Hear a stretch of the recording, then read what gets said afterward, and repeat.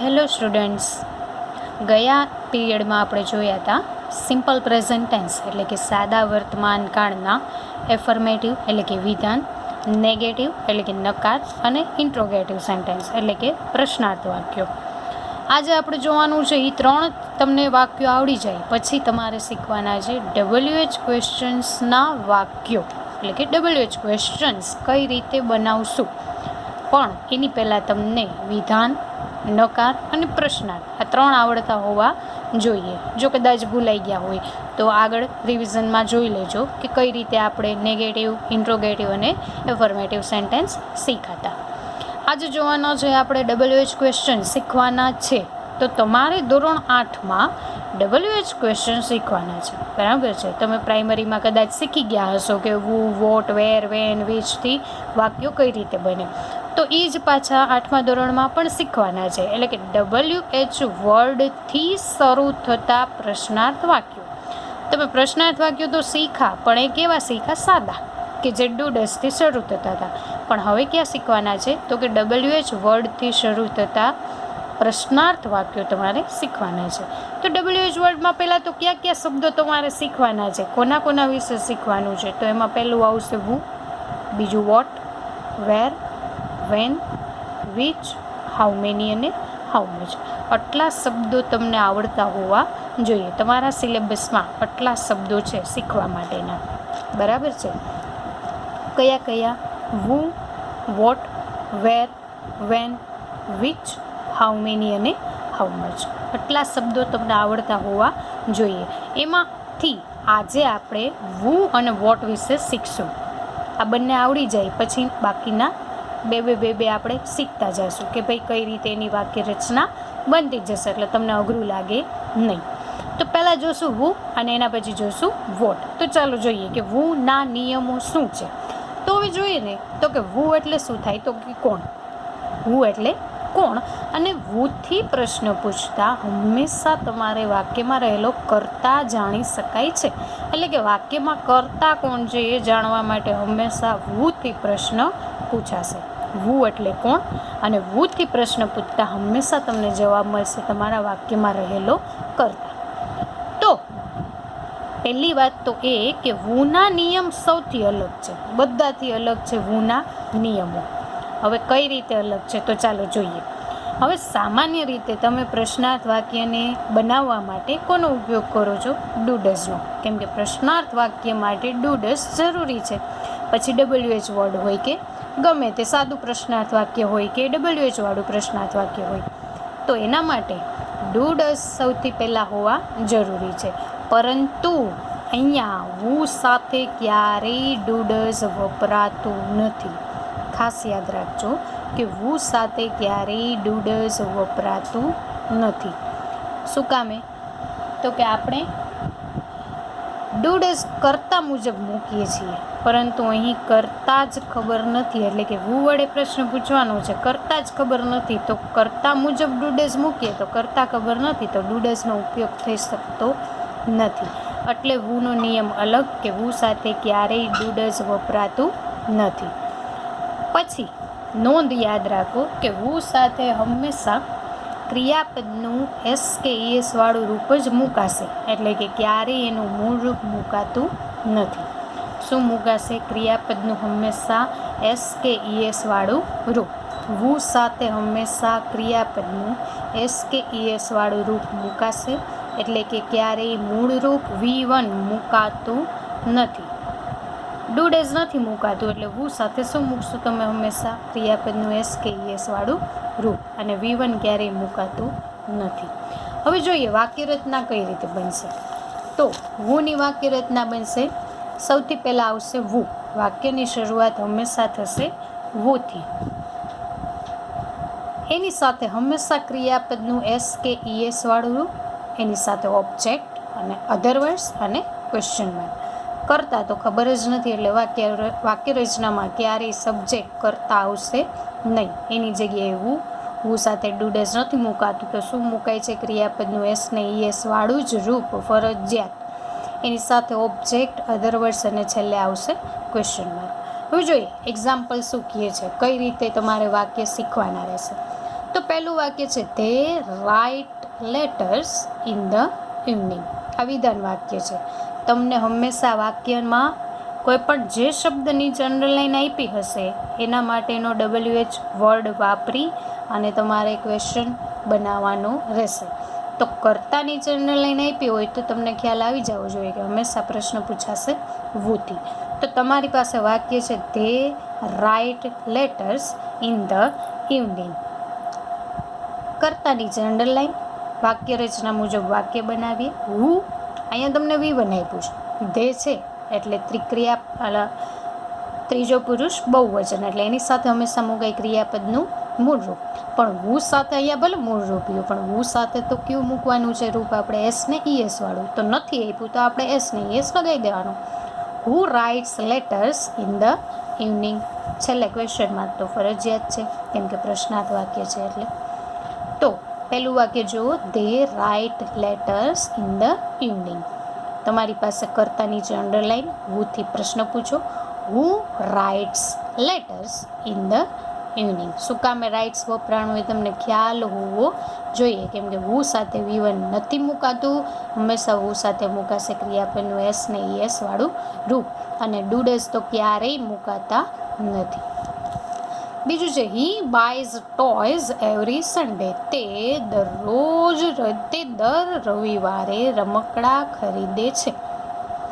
હી નીચે અંડરલાઈન, કરતા નીચે અંડરલાઈન એટલે તમારે પ્રશ્ન પૂછવાનો હુથી હુ બાયઝ. અહીંયા ક્રિયાપદનું એસ વાળું રૂપ આપ્યું જ છે તો આપણે કંઈ ફેરફાર કરવાની જરૂર નથી. એને જ મૂકી દો.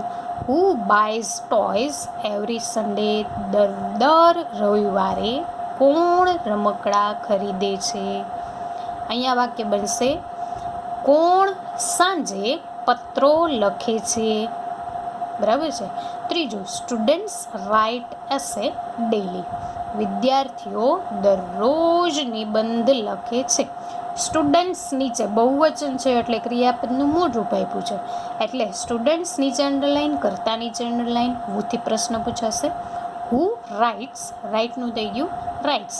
હુ રાઇટ્સ એસે ડેલી. છેલ્લે આવશે ક્વેશ્ચન. આટલા તમારે વાક્યો શીખી લ્યો, જોઈ લ્યો. કોણ દરરોજ નિબંધ લખે છે તો જવાબ શું મળ્યો તમને? સ્ટુડન્ટ્સ. અહીંયા કોણ સાંજે પત્રો લખે છે તો જવાબ શું મળે? તેઓ એટલે કે કરતા. કોણ દર રવિવારે રમકડા ખરીદે છે તો જવાબ શું મળ્યો? તે એટલે કે કરતા. તો કરતા જાણવા માટે હંમેશા હુથી પ્રશ્ન પૂછો. હુ સાથે ડુડસ નથી મુકાતા. હંમેશા હુ સાથે મુકાય છે ક્રિયાપદનું એસ કે ES વાળું રૂપ, એની સાથે ઓબ્જેક્ટ, અધર વર્ડ્સ અને છેલ્લે આવશે ક્વેશ્ચન માર્ક. આ છે આપણી વાક્ય રચના જે તમને આવડી જવું જોઈએ. હું તમને એક્ઝામ્પલ એક્સરસાઇઝ માટે વાક્યો આપું છું ઘરે કરવા માટે. આ સ્કૂલે નથી બતાવવાના, ખાલી તમારે સોલ્વ કરીને રાખવાના છે. જ્યારે નેક્સ્ટ પીરિયડ આવશે ત્યારે આપણે એને સોલ્યુશન એનું જોઈ લઈશું કે તમે સાચું કર્યું છે કે ખોટું કર્યું છે. એટલે સ્કૂલે બતાવવાની કંઈ જરૂર છે નહીં, ખાલી ઘરે એક્સરસાઇઝ માટે 3 વાક્યોના જવાબ લખી લેજો. તો પહેલું વાક્ય છે my mother makes tasty dishes for me. My mother makes, મારી માતા બનાવે છે સ્વાદિષ્ટ ડીશો મારા માટે. તો વાક્ય શું બનશે? મારી માતા મારા માટે સ્વાદિષ્ટ ડીશો બનાવે છે. તમને વાક્યમાં અંડરલાઈન આપી છે માય મધરની છે તો હુથી કઈ રીતે વાક્ય બનશે એ કઈ લખી લેજો. બીજું છે વી ઈટ બનાનાસ ડેઈલી. અમે દરરોજ કેળાઓ ખાઈએ છીએ. વીની જ અંડરલાઈન, પ્રશ્ન બનાવો સાચું છે કે ખોટું. ત્રીજું વાક્ય છે Ram and Shyam go to school. Ram and Shyam go to school. Ram and શ્યામની જે અંડરલાઈન છે વાક્ય સાચું બનાવજો. કઈ રીતે બનશે નેક્સ્ટ પીરિયડમાં આપણે એના સોલ્યુશન જોઈ લઈશું. તો આ હતો હુનો નિયમ કે હું સાથે ડુડેસ નથી મુકાતા. હું સાથે ક્રિયાપદનું એસ ને ES વાળું રૂપ, ઓબ્જેક્ટ, અધર વર્ડ્સ અને ક્વેશ્ચન માર્ક. વાક્ય રચના જોઈ લેજો, એક્ઝામ્પલ જોઈ લેજો અને એ મુજબ એક્સરસાઇઝ કરી લેજો. એના પછીનો શબ્દ તમારે શીખવાનો છે વોટ. વોટ એટલે શું થાય તો કે વોટ એટલે શું. બીજો શબ્દ છે વોટ. વોટ એટલે શું? કર્મ જાણવા માટે વોટથી પ્રશ્ન પૂછાય છે. એટલે કે વોટથી પ્રશ્ન પૂછતા હંમેશા તમે વાક્યમાં રહેલા કર્મ વિશે જાણી શકશો. બે સરખું જ થશે કે કર્મ જાણવા માટે વોટથી પ્રશ્ન પૂછાય, એટલે કે વોટથી પ્રશ્ન પૂછતા તમને વાક્યમાં રહેલો કર્મ કયું છે એ જાણી શકશો. હવે બધા જ WH વર્ડ સાથે ડુ ડઝનો ઉપયોગ થશે. ફક્ત એક વુમાં જ એક નિયમ એવો હતો કે એમાં ડુ ડઝનો ઉપયોગ આપણે નહોતા કરતા. બાકી હવે બધા WH વર્ડ સાથે આપણે ડુ ડઝનો ઉપયોગ કરશું. તો વોટની વાક્ય રચના શું બનશે? તો સૌથી પહેલાં તો WH વર્ડ જે હોય તે જ આવે, વોટ, એની સાથે ડુ ડઝ. પણ ડુ ડઝ તમારી રીતે નહીં કે ચાલો મન પડ્યું તો ડુ ને મન પડ્યું તો ડઝ, એમ નહીં. સબ્જેક્ટ જુઓ કે કયો સબ્જેક્ટ તમને કરતા કયો આપ્યો છે એ મુજબ તમે ડુ ડઝ મૂકો, સબ્જેક્ટ મૂકો. ડુ ડઝ આવે એટલે ખ્યાલ જ છે કે ક્રિયાપદનું હંમેશા મૂળરૂપ થઈ જાય. V1 ઓબ્જેક્ટ તો આવશે નહીં કેમ કે એ જ તમારો જવાબ છે, એટલે અધર વર્ડ્સ અને છેલ્લે આવી જશે ક્વેશ્ચન માર્ક. આ રીતે બનશે તમારી વાક્ય રચના. વોટ, એની સાથે ડુ ડઝ કોના મુજબ? તો કે સબ્જેક્ટ મુજબ, એની સાથે V1 અધર વર્ડ્સ અને ક્વેશ્ચન માર્ક. આ છે વોટની વાક્ય રચના. હવે જો એક આપણે વાક્ય જોઈ લે. My father gives me a pen. મારા પિતાજી મને પેન આપે છે. હવે વાક્યને શુંથી પ્રશ્ન પૂછો? મારા પિતાજી મને પેન આપે છે. My father gives me a pen. શુંથી પ્રશ્ન પૂછો તો તમને શું જવાબ મળ્યો? કે મારા પિતાજી મને શું આપે છે? તો જવાબ શું મળ્યો? પેન. તો એ તમારો જવાબ. એટલે કે તમારા વાક્યમાં રહેલું કર્મ કયું છે? તો કે અ પેન. તો કર્મ નીચે અંડરલાઈન આપી હોય ત્યારે હંમેશા તમે કોનાથી પ્રશ્ન પૂછશો? વોટથી. તો હવે જો એ જ વાક્ય જોઈએ. My father gives me a pen. આ તમારું ઓબ્જેક્ટ છે વાક્યમાં રહેલું, એની નીચે અંડરલાઈન આપી છે તો વોટથી પ્રશ્ન પૂછો. વાક્ય રચના મુજબ સૌથી પહેલાં વોટ, વોટ સાથે ડુ ડઝ, પણ કોના મુજબ? વાક્યમાં રહેલા કર્તા મુજબ. તો કર્તા કોણ છે? My father. ત્રીજો પુરુષ એક વચન, તો એની સાથે શું આવે? Does. Vote does my father give me. મારા પિતાજી મને શું આપે છે? તો જવાબ શું મળ્યો? આપે. બરાબર છે. What does my father give me. મારા પિતાજી મને શું આપે છે? વોટ સાથે ડુ ડઝ કોના મુજબ? તમારા વાક્યમાં રહેલા કર્તા મુજબ. V1 ડુ ડઝ આવે એટલે ક્રિયાપદનું તો V1 જ થઈ જશે. ગીવ્સ આપ્યું છે પણ એનું શું થઈ ગયું? ગીવ. મી ક્વેશ્ચન માર્ક. હવે અહીંયા માય ફાધર છે તો એનું યોર ફાધર કરવાની કંઈ જરૂર છે નહીં. માય ફાધર આપ્યું તો માય ફાધર જ રાખો, એમાં કોઈ ફેરફાર કરવાની જરૂર છે નહીં. પછી છે people throw garbage on the road. લોકો રસ્તા ઉપર કચરો ફેંકે છે. આ છે તમારું વાક્ય. લોકો રસ્તા ઉપર કચરો ફેંકે છે. શું ફેંકે છે? તો કે કચરો. તો આ છે તમારા વાક્યમાં રહેલું ઓબ્જેક્ટ એટલે કે કર્મ. તો વાક્ય બનશે વોટ. પહેલાં તો વોટ જ આવશે. વોટ. ડુ શું કામે? તો કે અહીંયા ત્રીજો પુરુષ બહુવચન છે. પીપલ એટલે બહુવચન, લોકો થઈ ગયું. એટલે વોટ ડુ પીપલ થ્રો. મૂળ રૂપ જ આપ્યું છે એટલે એમાં કંઈ ફેરફાર કરવાની જરૂર નથી. What do people throw on the road. લોકો રસ્તા ઉપર શું ફેંકે છે? તો જવાબ મળ્યો તમને કચરો. આ બેનું તમારું બીજું વાક્ય. ત્રીજું છે she posts a letter every Saturday. તેણી દર શનિવારે પત્ર પોસ્ટ કરે છે. તો તમારું જવાબ શું પોસ્ટ કરે છે? તો જવાબ શું મળ્યો? A letter. તો એ છે તમારો જવાબ. તો વાક્યમાં એ જવાબ તમારો આવવો જોઈએ નહીં. જો આવી ગયો તો વાક્ય તમારું ખોટું. એટલે વાક્ય બનશે પહેલાં વોટથી. વોટ ડઝ શું કામે? તો કે શી. ત્રીજો પુરુષ એક વચન એટલે હંમેશા ડઝ મૂકશો. What does she post. S નીકળી જાય ક્રિયાપદનું મૂળ રૂપ. What does she post every Saturday. તેણી દર શનિવારે શું પોસ્ટ કરે છે? તો જવાબ મળ્યો તમને અ લેટર. આ રીતે બનશે તમારા વાક્યો. ફરી એકવાર સમજાવી દઉં. My father gives me a pen. મારા પિતાજી મને પેન આપે છે.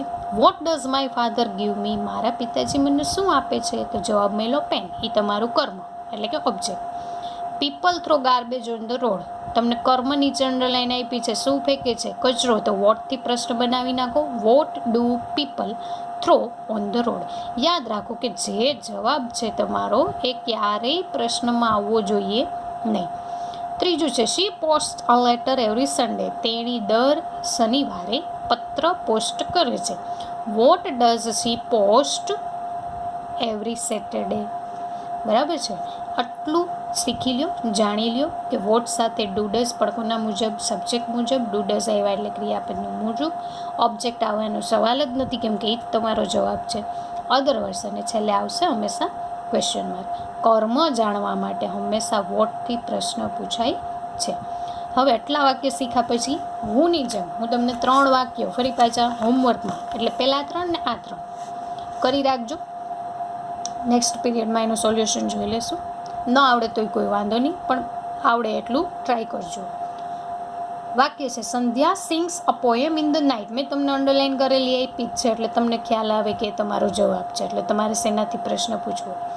સંધ્યા રાત્રે કવિતા ગાય છે. શું ગાય છે? કવિતા. એટલે આ તમારો જવાબ. Children bring papers from the cupboard. બાળકો કબાટમાંથી કાગળ લાવે છે. Children bring papers from the cupboard. શું લાવે છે? તો કે કાગળ. આઈ ગીવ હિમ અ નોટબુક. હું તેને નોટબુક આપું છું. આઈ ગીવ હિમ અ નોટબુક. શું આપું છું? નોટબુક. તો આ છે તમારો જવાબ. તો એ પ્રશ્નમાં આવવું જોઈએ નહીં. તો આ 3 વાક્ય આપું છું. ત્રણેયના સોલ્યુશન ઘરે કરી લેજો. નેક્સ્ટ પીરિયડમાં આપણે એના જવાબ જોઈ લઈશું. સ્કૂલે બતાવવાની જરૂર છે નહીં, ખાલી ઘરે પ્રેક્ટિસ માટે જ હું તમને વાક્યો આપું છું, એ કરી લેજો. ઓકે, ત્યાં સુધી ટેક કેર.